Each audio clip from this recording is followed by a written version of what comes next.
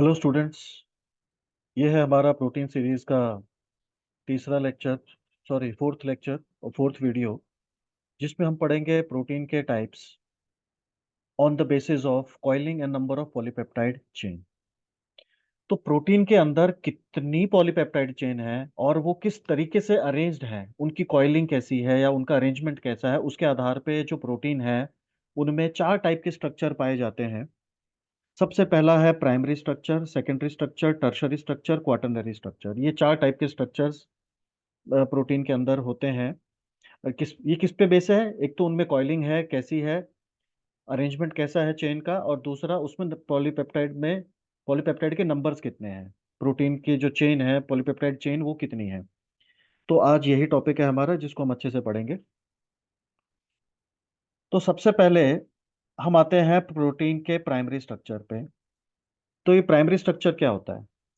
तो primary structure में जो है अमाइनो एसिड की सिंपल चेन होती है, linear chain. It is the linear arrangement of amino acid.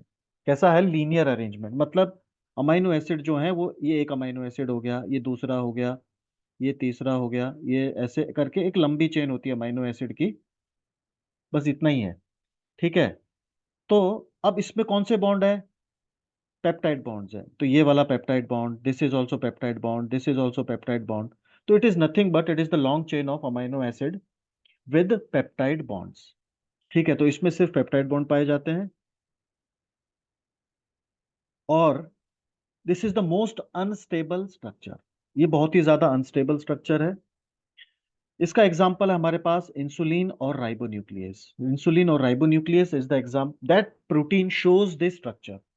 Insulin और राइबोन्यूक्लियस कौन सा स्ट्रक्चर शो करते हैं? प्रोटीन का प्राइमरी स्ट्रक्चर शो करते हैं। ठीक है। अब इसमें क्या है?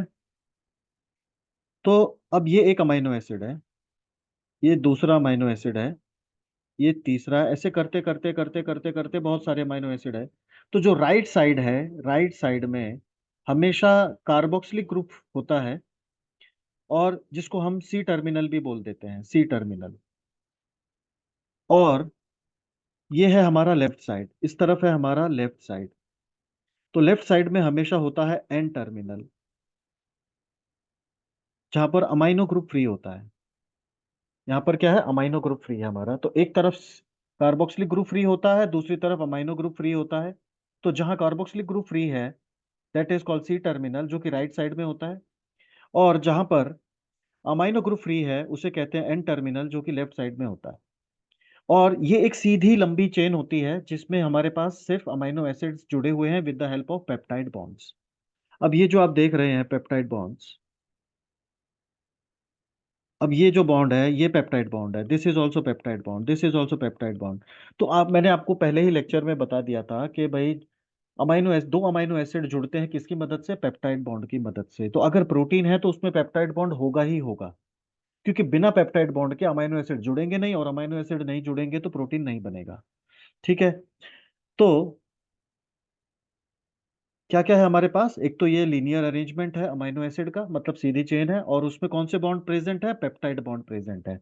And it is most unstable structure, it is most unstable structure. Example में क्या है हमारे पास? इंसुलिन और ribonuclease. Insulin and ribonuclease is the example of primary structure. अब हम आते हैं सेकेंडरी स्ट्रक्चर पे। सेकेंडरी स्ट्रक्चर में क्या होता है? अब आप देख सकते हैं ये डायग्राम है। अब ये पहला वाला डायग्राम है, तो ये क्या इंडिकेट कर रहा है? ये है, देखो अब आप, ये मैं इस डायग्राम की बात कर रहा हूँ। तो यहाँ पे क्या अमाइनो एसिड जुड़े हुए हैं और एक लंबी चेन बन रही है।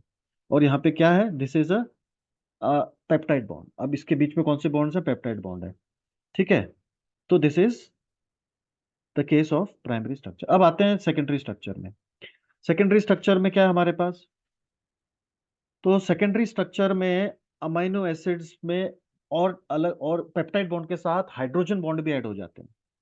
ठीक है। तो यहाँ पे हमारे पास पेप्टाइड बॉन्ड है, और साथ में, क्योंकि पेप्टाइड बॉन्ड तो होगा ही होगा, उसके साथ और कौन से बॉन्ड है? इंट्रा हाइड्रोजन बॉन्डिंग और इंटरमोलिकुलर हाइड्रोजन बॉन्डिंग। तो इंट्रा और इंटरमोलिकुलर हाइड्रोजन बॉन्डिंग भी है यहाँ पर। ठीक है।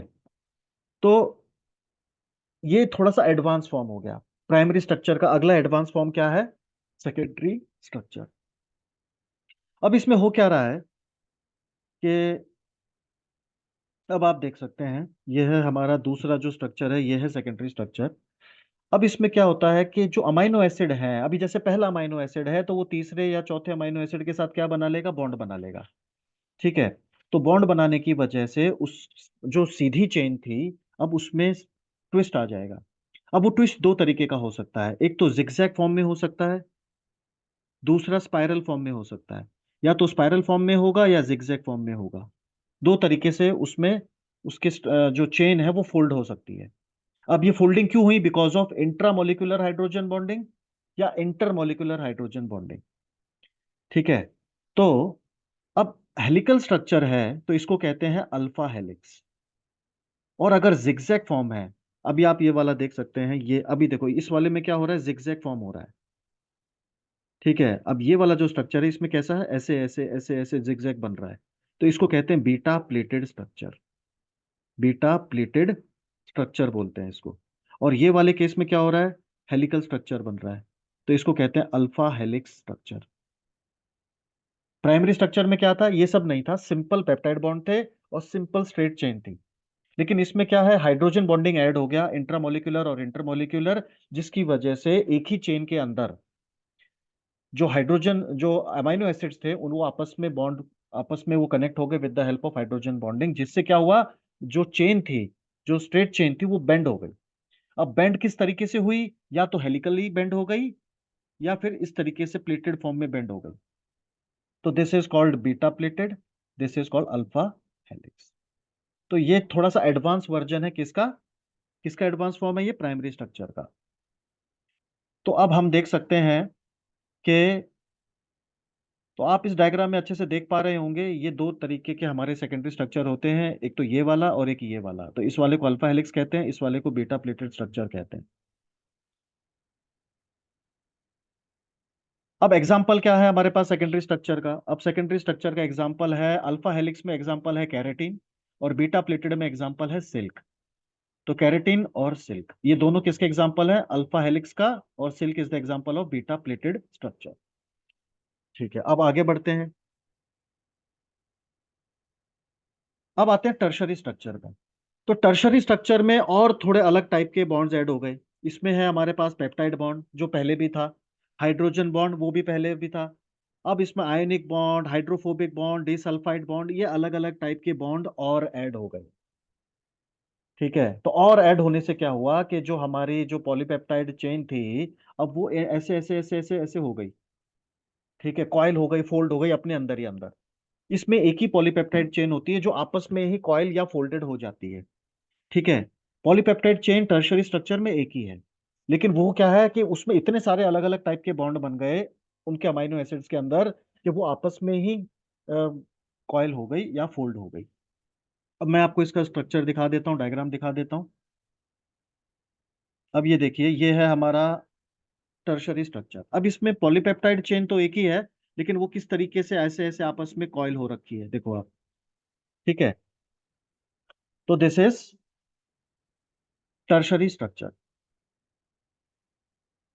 अब टर्शरी स्ट्रक्चर बनाने में बॉन्ड्स भी इन्वॉल्व हो गए, और वो बॉन्ड्स जो थे वो पहले वालों स्ट्रक्चर्स में नहीं थे।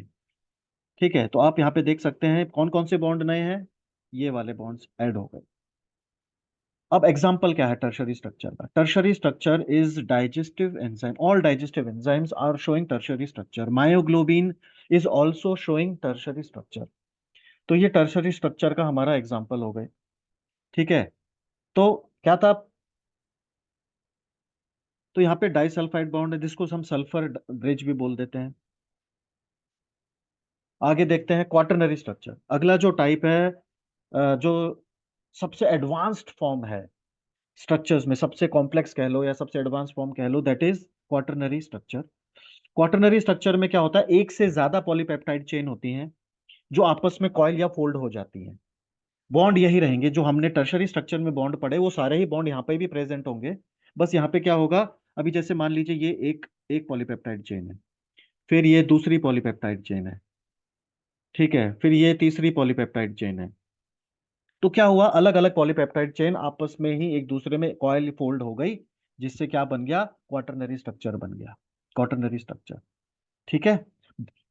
बॉन्ड्स कौन से होंगे? सारे के सारे यही बॉन्ड्स यहाँ पर भी प्रेजेंट होंगे क्वाटरनरी स्ट्रक्चर में।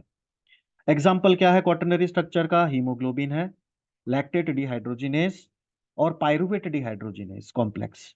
ये सारे किसके एग्जाम्पल हैं? ये सब हमारे क्वाटरनरी स्ट्रक्चर के एग्जाम्पल हैं। These are all the example of quaternary structure. तो उम्मीद है आपको ये समझ में आया होगा। बहुत ही सिंपल है, बस थोड़ा सा इसमें समझने की चीज क्या है कि प्राइमरी स्ट्रक्चर में क्या होता है कि सिर्फ पेप्टाइड बॉन्ड होते हैं और वो स्ट्रेट चेन होती है अमाइनो एसिड की। सेकेंडरी स्ट्रक्चर में क्या होता है कि अमाइनो पॉलीपेप्टाइड के अंदर जो अमाइनो एसिड है उसमें इंट्रा और इंटरमोलिकुलर हाइड्रोजन बॉन्डिंग क्रिएट होता है, जिसकी वजह से चेन के अंदर बेंडिंग आ जाता है। अब वो बेंड दो तरीके से हो सकता है। जिगजैग फॉर्म में बेंड हो रहा है तो बीटा प्लेटेड स्ट्रक्चर बन जाएगा, हेलिकली बेंड हो रहा है तो अल्फा हेलिक स्ट्रक्चर बन जाएगा। एग्जाम्पल क्या है? कैरेटीन और सिल्क। टर्शरी स्ट्रक्चर में क्या है? पॉलीपेप्टाइड चेन है, उसमें hydrogen bond, hydrophobic bond, ionic bond, disulphide bonds भी बन गए, जिसकी वजह से वो क्या हो गई? अपने ही अंदर कॉइल और फोल्डेड हो गई, जिससे ग्लोबुलर स्ट्रक्चर बनता है जो हम आगे देखेंगे। ठीक है, तो इसका एग्जांपल है डाइजेस्टिव एंजाइम एंड मायोग्लोबिन।